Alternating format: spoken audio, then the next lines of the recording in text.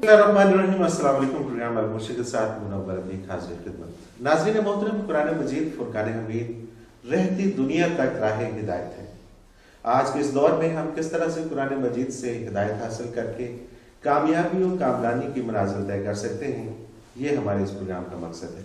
और इसमें हमारी रहनुमाई के लिए हमारे बहुत ही मोहतरम जनाब हज़रत अमीर मोहम्मद अकरम अमान साहब हमारे साथ हर प्रोग्राम में हमारी रहनुमाई के लिए मौजूद हुआ करेंगे। नाज़रीन मोहतरम, हज़रत अमीर मोहम्मद अकरम अवान साहब का मैं मुख्तसर सा तारुफ करवाता चलूँ। वैसे तो बहुत सारे हवाले हैं इनके तारुफ के। आप रूहानी एतबार से सिलसिला नक्शबंदिया अवैसिया के शेख हैं और लाखों की तादाद में लोग इस आस्थाने से फ्यूज़ व बरक़ात समेटते हैं।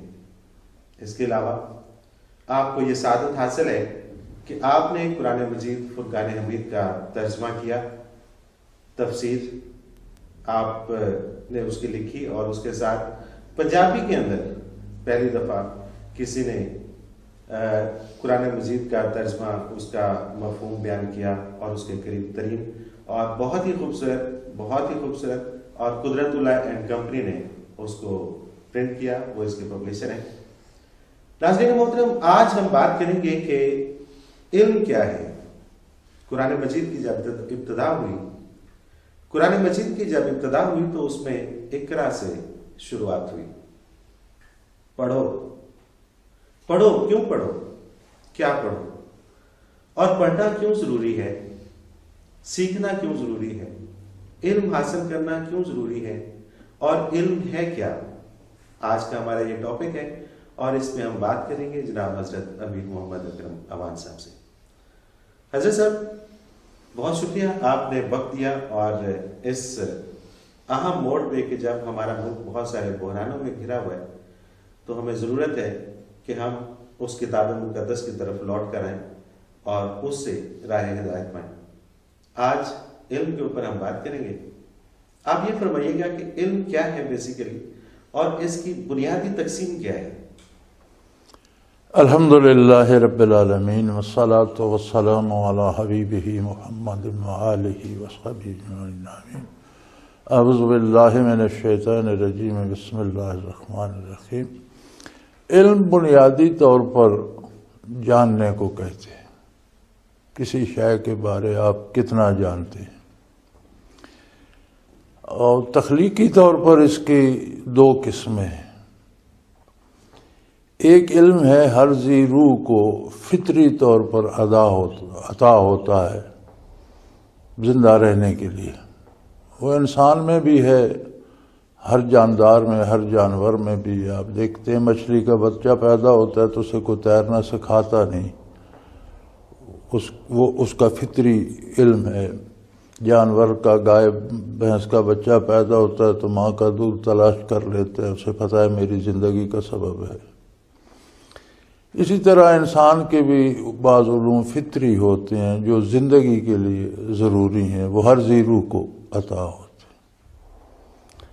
दूसरा इल्म होता है कसबी, जो इल्म हासिल किया जाता है। मसलन आप मछली को भी कई करतब करते देखते हैं, वो उसे सिखाए जाते हैं। फितरी तो होते तो सब में होते, वो कसबी इल्म होता है और उसकी हुदूद हैं हर जानवर की अपनी इस्तेदाद के मुताबिक। और उसकी हकीकत जो है वो इस्तेदाद इंसान को दी गई है कि उसके इल्मों की कोई हद नहीं है, कहाँ तक वो हासिल करता है। आज तक किसी ने ये नहीं कहा कि इसकी इंतहा हो गई है। इल्म की इंतहा नहीं है। और कसबी इल्म जो है, जो कसब यानी कि मेहनत से आप हासिल करते हैं, उसे कसबी इल्म कहेंगे जी। कसबी इल्म कितनी तरह के हैं। कसबी इल्म की नबी अलैहिस्सलातु वस्सलाम ने जो इरशाद फरमाया है, कसबी इल्म को आपने फरमाया अल इल्म, द नॉलेज। कुल्ली इल्म जो है फरमाया अल इल्म इल्मान, इसके दो हिस्से हैं, इल्मुल अदियान व इल्मुल अब्दान और कमा क़ाल रसूलुल्लाह सल्लल्लाहु अलैहि वसल्लम की। कसबी ये जो इल्म है हुसूल की हासिल किया जाता है, कसबी और हुसूली, इसके दो हिस्से हैं। एक हिस्सा इसका इल्मुल अदियान है, यानी अकायद, नज़रियात, ذات باری کے بارے جاننا، پیغمبر صلی اللہ علیہ وسلم کے بارے، آخرت کے بارے اور اعمال کی جزا و سزا کے بارے جاننا، یہ سارا علم الادیان ہے، جسے آپ کہہ سکتے ہیں نارمیٹو سائنسز. اور یہ حضور نے پہلا حصہ فرمایا ہے. ٹھیک ہے، یعنی اس کو اولیت دی، علم الادیان کو اولیت دی ہے. اور دوسرا علم ہے علم الابدان، فزیکل سائنسز، چیزوں کا علم، کیسے بنتی ہیں، کیسے استعمال کی جاتی ہیں، کیا نفع ہے، کیا نقصان ہے، یعنی فزیکل تھنگس کا جو علم ہے وہ سارا اس میں آ جاتا ہے. تو مکمل علم جو ہے اس کے دو حصے ہیں. ایک حصہ عقائد و نظریات، یا آپ کہہ سکتے ہیں دین کا علم، دنیا و آخرت، دنیا کے اعمال کا آخرت میں نتیجہ کیا ہوگا، یہ سارا جوڑ کے اسے علم الادیان کہیں گے. اور دوسرا فزیکل سائنسز کا علم الابدان. اچھا، اس میں چونکہ ہمارے پروگرام کا جو نام ہے وہ بھی المرشد ہے، اور مرشد کا مطلب رہنمائی کرنے والا، استاد، سیدھا راستہ دکھانے والا. استاد اور علم، اس کا کیا تعلق ہے؟ اور یہ اتنا سختی سے کیوں کہا گیا کہ علم حاصل کرو، خواہ تمہیں اس کے لیے چین جانا پڑے؟ اور یہ کون سا علم ہے جس کے لیے؟ یہ محاورتاً ارشاد فرمایا حضور اکرم صلی اللہ علیہ وسلم نے کہ چین عرب سے اس وقت بہت دور سمجھا جاتا تھا، اور عرب میں منڈیاں لگتی تھیں، اور ان میں مغرب سے بھی لوگ آتے تھے اور مشرق سے بھی، ہندوستان سے بھی لوگ جاتے تھے، اور چین سے بھی جاتے تھے. تو جتنے لوگ وہاں جمع ہوتے تھے اس سے بہت زیادہ دور ان ممالک میں چین تھا. تو محاورتاً حضور نے فرمایا کہ خواہ چین بھی جانا پڑے، یعنی جتنا بھی لمبا سفر کرنا پڑے تو علم حاصل کرو. اس کی وجہ یہ ہے کہ انسان کو اللہ کریم نے جو عظمت دی ہے اس کی بنیاد علم ہے. جتنا علم وہ حاصل کرتا ہے اتنا اس کی جو زندگی اور اس کی فکر اور اس کا کردار وہ پالش ہوتا جاتا ہے، اور وہ خوبصورت انسان بنتا چلا جاتا ہے. تو اگر وہ پالش نہ ہو تو پھر حیوان میں اور انسان میں کوئی فرق نہیں رہ جاتا. محض کھانا کھایا، سو گئے، بچے پیدا کیے، مر گئے. اس لیے علم کی تاکید کی گئی. اچھا، ہم یہ دیکھتے ہیں کہ بہت سارے لوگ جب دین کو پڑھتے ہیں اور پھر اس میں پھر دیگر چیزیں بھی پڑھتے ہیں، تو وہ ہم دیکھتے ہیں کہ کچھ عرصے بعد وہ دین سے دور ہو جاتے ہیں. تو ان کے پڑھنے کا سٹائل ٹھیک نہیں ہوتا، یا ان کو یہ علم نہیں ہوتا کہ ہم نے علم حاصل کیسے کرنا ہے. کیا وجوہات ہوتی ہیں اس میں؟ دو باتیں ہوتی ہیں اس میں. ایک تو جو آپ نے پہلے فرمایا کہ استاد یا مرشد، تو ہر پڑھا ہوا آدمی استاد نہیں ہوتا. آپ دیکھتے ہیں ہمارے پاس لوگ ہوتے ہیں بہت علم حاصل کرتے ہیں اور آگے پڑھا بھی سکتے ہیں، لیکن انہیں کہا جائے تو وہ لیکچر نہیں دے سکتے. بعض بہت پڑھے لکھے آدمی ہوتے ہیں، تصنیف کر سکتے ہیں، پڑھا نہیں سکتے، لیکچر نہیں دے سکتے، کتاب لکھ لیتے ہیں. تو استاد کے لیے یہ خصوصیت ضروری ہے کہ وہ علم حاصل بھی کرے اور علم منتقل کرنے کی استعداد بھی رکھتا ہو. تو ہمارے ہاں بنیادی طور پر یہ نہیں دیکھا جاتا. ہم سمجھتے ہیں یہ آدمی، اس کے پاس یہ ڈگری ہے، یہ استاد ہے. یہ ضروری نہیں. استاد کے لیے ضروری ہے کہ اس کے پاس سند بھی ہو، وہ پڑھا لکھا بھی ہو اور علم منتقل بھی کر سکتا ہو. بنیادی غلطی تو یہاں سے ہوتی ہے. دوسری بہت بڑی غلطی جو ہوتی ہے وہ حصول علم میں ہوتی ہے، چونکہ دین کا علم جو ہے وہ دماغ میں سماتا نہیں ہے. دماغ اس کا تجزیہ صحیح نہیں کر سکتا. دماغ جب وہ دل میں سماتا ہے تو پھر دماغ اس کی اچھی بری چیزیں دیکھ سکتا ہے، اس کی اچھائیاں دماغ پر عیاں ہوتی. تو اگر دل میں نہ جائے تو پھر جیسے آپ دیوار پر پانی مار رہے ہیں، اس کے اندر تو اس کا کوئی اثر نہیں ہے، اس کا کوئی فائدہ نہیں ہوتا. چونکہ ذرائع علم جو ہیں وہ بنیادی طور پر قرآن کریم نے 3 بتایا. اخرج من بطون امہاتکم لا یعلمون شیئا، تمہیں ماؤں کے پیٹوں سے پیدا کیا، تم کچھ نہیں جانتے تھے. پھر تمہیں السمع والبصر والافئدہ، 3 چیزیں بنیادی عطا کی: سمع، بصارت اور افئدہ، نہاں خانہ دل، دل کا انتہائی گہرائی میں ایک نقطہ. تو ہم سما کو بھی استعمال کرتے ہیں، بصر کو بھی استعمال کرتے ہیں. آپ کو کتنے لوگ ملے ہیں جنہوں نے دل میں بھی علم کو سمویا ہو، دل سے علم حاصل کیا ہو؟ اچھا، اس میں حضرت صاحب دل کی جو بات ہے، یہ جو سائنسی لوگ ہیں جو سائنس کے اندر جو تحقیقات کرتے ہیں، وہ یہ کہتے ہیں کہ دل کا کام صرف پمپنگ کرنا ہے، بلڈ کو سرکولیٹ کرنا ہے. دل سوچ نہیں سکتا، دل کے اندر کسی قسم کی کوئی ایسی کیپیسٹی نہیں ہے کہ دل کسی حوالے سے کسی علم کو حاصل کر سکے، یا دل کے اندر کوئی خواہش. یہ محاورتاً استعمال ضرور ہوتا ہے، لیکن یہ جتنا کچھ بھی ہوتا ہے یہ دماغ سے ہوتا ہے. بہت سی ایسی چیزیں تھیں جن کا سائنس نے شروع میں انکار کیا، لیکن آج وہ اس کا اقرار کر رہی ہے.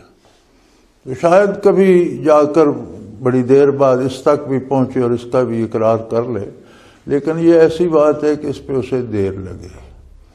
خالق کائنات نے اس کو بنیادی نقطہ حصول علم کا قرار دیا. اور آپ دیکھ لیں کہ وہی الہی جو نازل ہوئی انبیاء پہ نازل ہوتی ہے، تو انبیاء بے مثل انسان ہوتے ہیں، کوئی غیر نبی ان کی مثال نہیں ہوتا اپنے تخلیقی طور پر، اور ان میں جو استعداد ہوتی ہے حصول وحی کی اور کلام باری کی اور ذات باری سے ہم کلام ہونے کی، یہ غیر نبی میں نہیں ہوتی. ان پر بھی جب وحی آتی ہے تو قلب پر آتی ہے، دماغ پر کیوں نہیں آتی؟ حضور اکرم صلی اللہ علیہ وسلم کا دماغ عالی بھی بے مثال ہے، جیسے آپ کی ذات بے مثال ہے مخلوق میں، تو آپ کے بھی دماغ پر تو نہیں آئی. علی قلبک، آپ کے قلب پر ہم نے وہی نازل کی. تو قلب، یہ جو سائنس والے کہتے ہیں یہ ٹھیک ہے، جو فزیکل سٹرکچر ہے قلب کا، اور جو ایک لوتھڑا جسے حضور صلی اللہ علیہ وسلم نے فرمایا گوشت کا ایک لوتھڑا ہے، تو یہ واقعی پمپنگ سٹیشن ہے اور یہ خون پمپ کرتا ہے. لیکن اس کے اندر ایک لطیفہ ربانی ہے جسے قلب کہا گیا، جسے انگریزی والے بھی سیٹل ہارٹ تک تو پہنچ گئے ہیں، کہتے ہیں سیٹل ہارٹ کے. اس کے اندر یعنی ابھی ان کی تحقیقات مکمل نہیں ہے، نہیں، وہ ابتدا میں ہیں، وہ ابھی ابتدا میں ہیں کہ اب وہاں یہاں تک پہنچے، کہتے ہیں there is a settle heart in the heart, یعنی کہ وہ اندر والے دل تک پہنچ گئے ہیں. اب اس کی تحقیقات خصوصیات کیا ہیں، اس کے درجات کیا ہیں، اس تک نہیں پہنچے. تو یہ جو جس علم کو حضور نے فوقیت دی، اولیت دی، علم الادیان، اس کے حصول کے لیے وہ سیٹل ہارٹ چاہیے کہ وہ یہ دل میں اترے. اچھا، علم الادیان سے جو بات سمجھ میں آتی ہے، ادیان چونکہ جمع ہے، دین کی جمع اور مذاہب کو پڑھنا، تو جو مذاہب کو نہیں پڑھتا اور وہ مسلمان ہو جاتا ہے، چونکہ وہ مسلمانوں کے گھر پیدا ہوا اس لیے وہ مسلمان ہے، تو اس کا مسلمان ہونا، مسلمان تو ہے الحمدللہ.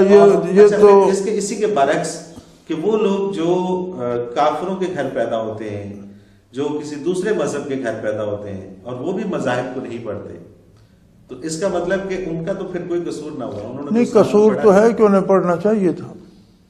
اللہ نے پڑھنے کی استعداد دی ہے، وہ استعداد کو کیوں ضائع کرتے ہیں؟ ایک مسلمان بھی ہے، وہ مطالعہ نہیں کرتا، علم حاصل نہیں کرتا، تو وہ فضیلت اس کو نہیں ملے گی جو عالم کو ملے. مسلمان کے لیے بھی ضروری ہے کہ وہ مذاہب کا مطالعہ کرے، بالکل. اور حقیقی اسلام یہ ہے کہ آپ مطالعہ کر کے، تحقیق کر کے اس پہ مطمئن ہوں کہ یہ حقیقت ہے اور اسلام ہی حق ہے اور میں اس کو اختیار کرتا ہوں. حضرت صاحب اسی بات کو یہیں سے دوبارہ کنٹینیو کریں گے. ناظرین محترم، ایک مختصر سا کمرشل بریک، اس کے بعد حاضر ہوتے ہیں، ہمارے ساتھ رہیے گا.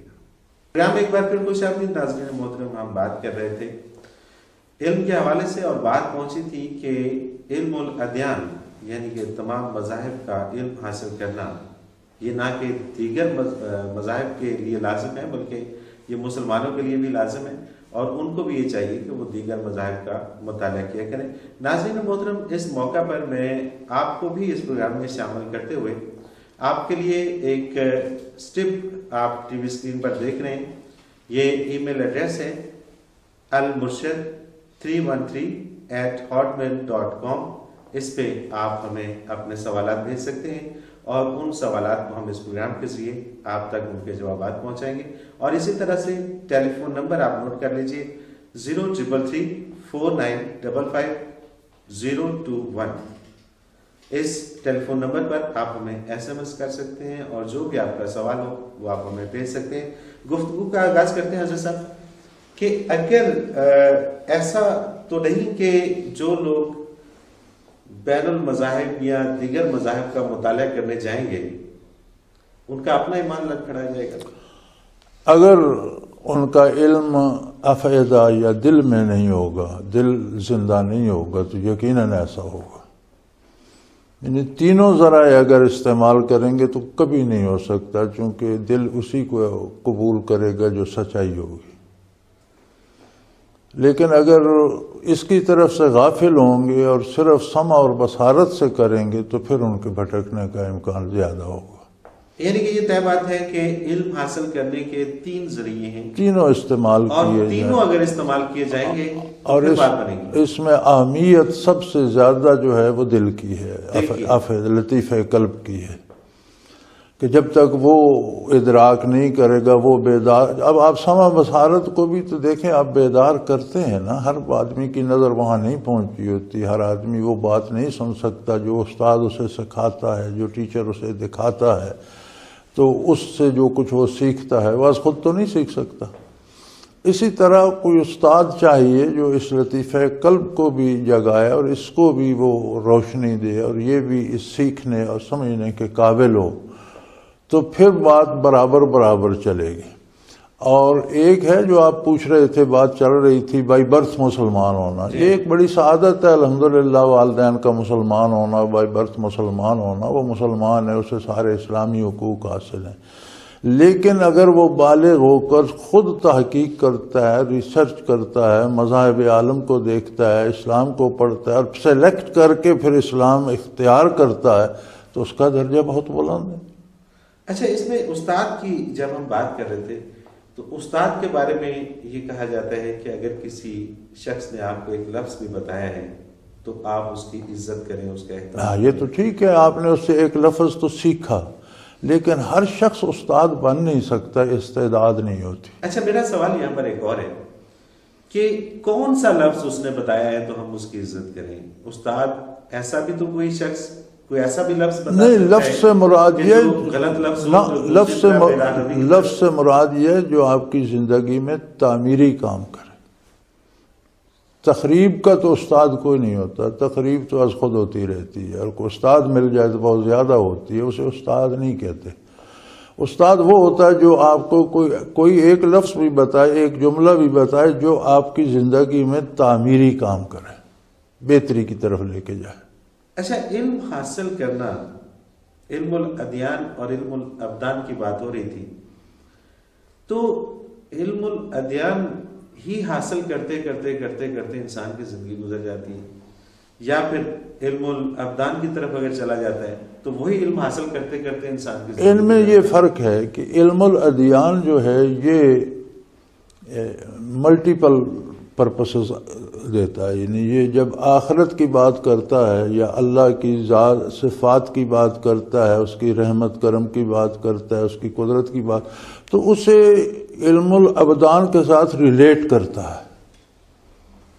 یعنی علم الادیان میں یہ فضیلت ہے کہ جب یہ بات کرتا ہے نا اللہ کی قدرت کی، اس کی رحمت کی، اس کی صفات کی، اس کی تخلیق کی یا آخرت کی، تو ہر سٹیپ پر اسے علم الابدان سے ریلیٹ کرتا ہے. تو جب آپ علم ادیان کی طرف جاتے ہیں تو وہ ساتھ ساتھ آپ کو علم ابدان کے ساتھ ہر چیز کو ریلیٹ کر کے بتاتا جاتا ہے کہ آپ کا نظریہ کیا ہوگا، یہ علم الادیان ہے، اس کے مطابق آپ عمل کیا کریں گے، یہ علم الابدان ہے. تو یہ دونوں کو لے کر چلتا ہے، اس لیے اس میں بھٹکنے کا امکان نہیں ہوتا. جب کوئی علم الابدان کو صرف پڑھتا ہے ادیان کو چھوڑ کر، تو چونکہ وہ آخرت سے، اس کے نتائج سے، عظمت باری سے بحث نہیں کرتا، صرف فزیکل سٹرکچر کو لے کر، اس کے جو فزیکل معاملات ہیں، مادی معاملات ہیں، لے کر چلتا ہے، تو اس میں امکان ہوتا ہے کہ آدمی اسی میں غرق ہو جائے اور اس کے لیے فرصت ہی نہ بچے. اچھا، اسی طرح سے ہم یہ بھی دیکھتے ہیں حضرت صاحب کہ جس طرح سے ہومیوپیتھک میڈیکل ڈاکٹر جو ہیں وہ کہتے ہیں کہ جی ایلوپیتھک کوئی چیز نہیں ہے، ایلوپیتھک والے کہتے ہیں کہ ہومیوپیتھک تو صرف ڈرامہ ہے. اسی طرح ہم اس میں آ کے دیکھتے ہیں کہ وہ لوگ جو علم الادیان سیکھتے ہیں، پڑھتے ہیں، اس میں نالج حاصل کرتے ہیں، وہ کہتے ہیں کہ علم الابدان والے کوئی چیز نہیں ہے، وہ فارغ ہیں، اور علم الابدان والے کہتے ہیں کہ یار وہ تو پتہ نہیں کیا لوگ ہیں، اصل میں تو یہ چیز ہے۔ علم الابدان والوں کو تو میں زیادہ الزام نہیں دوں گا، چونکہ علم الابدان بحث ہی صرف مادیت کو کرتا ہے، لیکن علم الادیان والوں کو یہ نہیں کہنا چاہیے، کیونکہ علم الادیان سارا تو اسی مادی کائنات سے بحث کرتا ہے۔ علم الادیان جتنی بحث کرتا ہے وہ ہر قدم پر ساتھ مادی زندگی کو لے کے چلتا ہے۔ عقیدے میں وہ کہتا ہے یار اپنے بدن کی یہ اصلاح کرو، اپنے دماغ میں یہ بات بٹھاؤ، عمل کی ہوتی ہے تو کہتا ہے یہ بات اچھی ہے، یہ کھانے کے لیے حلال ہے، تو وہ تو سارا یعنی وہ تو مادی علوم کو ساتھ لے کے چلتا ہے علم الادیان جو ہے۔ اچھا، ایک بار پھر میں اس طرف آؤں گا کہ علم حاصل کرنے کے جو ذرائع ہیں وہ تین ہیں، اور ان تینوں میں جو سب سے اہم ذریعہ ہے وہ قلب ہے، یعنی کہ اگر کسی کی سماعت نہیں ہے، اگر کسی کی بصارت نہیں ہے، دل زندہ ہے تو، اور اس کا دل زندہ ہے تو وہ علم حاصل کر سکتا۔ کیسے؟ یہ دل جو ہے جی، یہ جب زندہ ہوتا ہے تو یہ سنتا بھی ہے، دیکھتا بھی ہے، اور اس کو وہ ذرائع بھی میسر آ جاتے ہیں جو مادی وجود کو ہے۔ بات اس کے زندہ ہونے کی ہے، اور جب دل زندہ ہو کر دیکھتا ہے تو پھر یہ صرف مادی دنیا کو نہیں دیکھتا، یہ آخرت کو بھی ساتھ دیکھتا ہے، ان حقائق تک بھی اس کی نظر جاتی ہے، اور اس کے علوم میں بہت زیادہ وسعت آ جاتی ہے۔ اگر دل اگر زندہ ہو، کوئی علم حاصل کرنا چاہیں تو آپ قرآن کریم میں دیکھیں گے تو جگہ جگہ آپ کو ملے گا کہ یہ لوگ جاہل ہیں، یہ لوگ بے مراد ہیں، یہ لوگ اس لیے کہ ہم نے ان کے دلوں کو مردہ کر دیا۔ جی ہاں، بالکل۔ جب دل مردہ ہو جاتا ہے تو پھر قرآن کریم کہتا ہے کہ ان کے کان بھی گنگے بہرے ہو گئے، ان کی زبان بھی گنگی ہو گئی، ان کی آنکھیں بھی اندھی ہو گئی، حالانکہ وہ قانون کے سلامت ہیں، بات کر رہے ہیں، دیکھ رہے ہیں۔ وہ فرماتا ہے ان کو اچھائی اور برائی اور بھلائی میں تمیز نظر نہیں آتی، تو ان کے دیکھنے کا کیا فائدہ؟ بھلی بری بات میں تمیز نہیں کر سکتے تو ان کا سننا نہ سننے کے برابر ہوا۔ جب انہیں نفع نہیں دیتا، دیکھیں نا، دیکھا جاتا ہے اپنے نفع کے لیے، سنا جاتا ہے اپنے نفع کے لیے، بات کی جاتی ہے جس سے کچھ حاصل ہو، تو جب سنیں بھی، دیکھیں بھی، بات بھی کریں اور حاصل کچھ نہ الٹا نقصان ہو تو اسے قرآن کہتا ہے یہ گنگے ہیں، بہرے ہیں، اندھے ہیں۔ یعنی جو نظر سے، بصارت سے، زبان سے جو کیفیت حاصل کرنا جو وہ نہیں کر پا رہے، ضائع کر رہے ہیں۔ تو جب دل زندہ، جیسا ایک اور سوال اٹھتا ہے کہ ہم چونکہ مسلمان ہیں، ہمارا ملک مسلمانوں کا ملک، الحمدللہ بڑی قربانیاں دی اور ایک الگ خطہ ہم نے لیا، الحمدللہ، صرف اس لیے کہ ہم آزادی سے اپنا اسلام یہاں پر پھیلا سکیں، الحمدللہ، اس پہ عمل کر سکیں۔ تو ہم دیکھتے ہیں کہ تعلیمی نظام کے اندر تو صرف دو ہی ذریعے استعمال ہو رہے ہیں، بصارت ہے یا سماعت ہے۔ یہ قلبی ذریعہ جو ہے، گزارش یہ ہے جی کہ ہم آزاد ہو گئے لیکن ہم آزاد ہو نہیں سکے۔ ہمیں یہ خوش فہمی ہے کہ ہم آزاد ہیں۔ آزادی ہوتی ہے کہ آپ اپنی مرضی سے جی سکیں۔ ہم جی رہے ہیں اسی کالونیل سسٹم کے تحت جو لارڈ کلائیو نے بنایا تھا، یعنی ہم کہنے کو آزاد ہو گئے، لیکن ہوا یہ کہ کچھ خاندان مالکوں کی جگہ، انگریزوں کی جگہ آ کر بیٹھ گئے، اور باقی پورا ملک ان کا غلام ہو گیا، سلیب ہو گیا۔ چونکہ ہمارا سسٹم سلیوری ہے، جو انگریز نے سلیوری سسٹم بنایا تھا وہی چل رہا۔ ہم نے کوئی دستور بنایا، کوئی آئین بدلا، ہم نے کوئی عدالتی نظام بدلا، ہم نے کوئی تعلیمی نظام بدلا، ہم نے کوئی سیاسی نظام بدلا، کیا ہم نے کوئی معاشی نظام بدلا؟ اپنا بنایا؟ اگر نہیں بنایا تو انگریز اگر ہندوستان میں رہے تو اس سے کیا فرق پڑتا ہے؟ ہر مذہب کو بندہ ہر جگہ رہ سکتا ہے۔ فرق یہ ہے کہ آپ اپنی مرضی سے نہیں جی رہے، اپنے دستور کے مطابق نہیں جی رہے، آپ کے ساتھ اپنے قانون اور دستور کے مطابق سلوک نہیں ہو رہا۔ جو رشتہ حاکم کا اور رعیت کا ہے وہ مالک کا اور غلام کا انگریز نے بنایا تھا، وہی چل رہا ہے۔ تو اس قرآن پاک فرقان حمید کے بتائے ہوئے راستے پر عمل کرتے ہوئے ہم علم حاصل کرنے نکلتے ہیں تو ہمیں کن چیزوں کا خیال رکھنا ہوگا، اور اگر ہم بحیثیت حکمران کسی چیز کو امپلیمنٹ کرنا چاہیں تو پھر ہمیں کون سے قوانین کو سامنے رکھتے ہوئے، قرآن پاک کے کون سے قوانین کو سامنے رکھتے ہوئے ہمیں قرآن کچھ ایسا پاک کرنا ہوگا کہ ہم اس سے دور نہ ہوں؟ قرآن پاک الحمدللہ اتنی باریک اور چھوٹی چھوٹی باتوں تک چلا جاتا ہے بحث کرتے ہوئے کہ دنیا کی کوئی دوسری کتاب ان باریکیوں کو نہیں دیکھتی۔ آپ اندازہ کریں کہ قرآن پاک تو تعلقات میں کیفیات تک کی بحث کرتا ہے کہ بھائی بھائی کا تعلق ہے، ماں بیٹے کا تعلق ہے، میاں بیوی کا تعلق ہے، تو قرآن کہتا ہے صرف زبانی اور ظاہرداری اور رکھو نہ ہو، دل کے ساتھ ہو۔ دنیا کا کوئی علم اس حد تک جاتا ہے کہ آپ کی کیفیات قلبی بھی جو ہیں وہ درست ہونی چاہیے۔ طریقے بتاتے ہیں علم الابدان والے، لیکن قرآن تو اس کی تہ تک اور اندر تک جاتا ہے اور ہر بات کو بہت باریکی تک دیکھتا ہے۔ یہ الگ بات ہے کہ ہم نے قرآن سے سمجھنا چھوڑ دیا، ہم نے قرآن کو اہمیت نہیں دیا، بولتے ہم قرآن پڑھتے نہیں ہیں، پڑھتے ہیں تو ثواب کے لیے کچھ پڑھ لیا، پتہ کوئی نہیں اس کا مفہوم کیا ہے، معنی کیا ہے، تو اس طرف ہمارا رجحان کم ہو گیا۔ ہم نے یہ صرف مولوی صاحب پر اور ان کے شاگردوں پر چھوڑ دیا، وہ پڑھتے رہیں سمجھتے رہیں۔ اور قرآن تو ہر انسان کے لیے، یعنی کمال مزے کی بات یہ، قرآن تو کافروں سے باتیں کرتا ہے اور ان سے بحث کرتا ہے کہ بھئی کیا کر رہے ہو تم، کیوں عظمت باری کو نہیں پہچانا؟ آپ دیکھتے نہیں جگہ جگہ کہتے ہیں یا ایھا الکافرون، اے انکار کرنے والو، اے بھاگنے والو، میرے پاس آؤ، بات کرو، سمجھو، بتاؤ تمہیں کیا اعتراض ہے، کیوں تمہیں ان چیزوں کی سمجھ نہیں آ رہی۔ تو جب کافروں سے بھی بات کرتا ہے تو مسلمان سے تو ہر بات کرتا ہے، طے کرتا ہے۔ تو کیا ہم نے کبھی قرآن سے باتیں کی ہیں؟ کبھی ہم نے اس طرح سے پڑھا ہے کہ یہ قرآن میرے ساتھ بات کر رہا ہے اور یہ میرے، ہم دوسروں پر اپلائی کرتے ہیں۔ جب ہم پڑھتے بھی ہیں نا تو کوئی عذاب کی آیت آئے تو ہم کہتے ہیں یہ کافروں کے لیے ہے، ثواب کی آئے تو یہ مسلمان، یہ بزرگوں کے لیے ہے، یہ اللہ والوں کے لیے، اور خود الگ بیٹھے ہوتے ہیں۔ تو قرآن کو اس طرح سے پڑھا ہی نہیں جاتا جس طرح سے پڑھا جانا چاہیے، اور جس طرح سے پڑھا جاتا رہا اور مسلمان دنیا میں اقبال مند رہے تو اس طرح سے پڑھا جائے تو سارے قوانین، سارے اصول حکمرانی بھی اور سارے اصول ریت کے حقوق کی بات بھی سب قرآن کریم میں موجود ہیں۔ اچھا نہیں، میرا سوال پھر وہیں پر ہے کہ دل سے علم حاصل کرنے کے لیے کون سا طریقہ استعمال کرنا ہوگا؟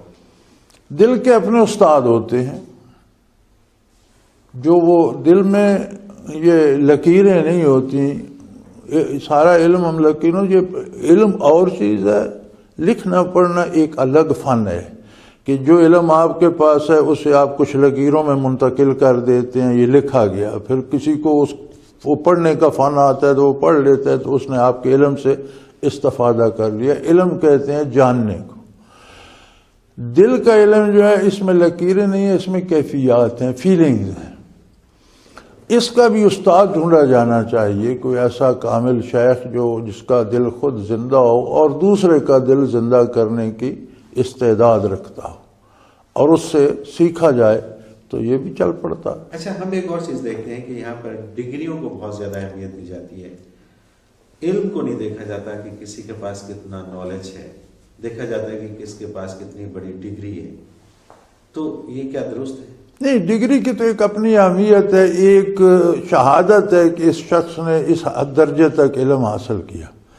اب وہ علم اس کا حال بنا، اس علم کو وہ کس شعبے میں استعمال کر سکتا ہے، کیا وہ پڑھا سکتا ہے، کیا وہ چیزیں ایجاد کر سکتا ہے، کیا وہ تصنیف کر سکتا ہے، اس میں کوئی تمیز نہیں کرتا۔ اس میں تمیز ہونی چاہیے کہ اس کے پاس PhD کی ڈگری ہے لیکن کیا یہ آگے علم منتقل کر سکتا ہے؟ اگر کر سکتا ہے تو اسے استاد ہونا چاہیے۔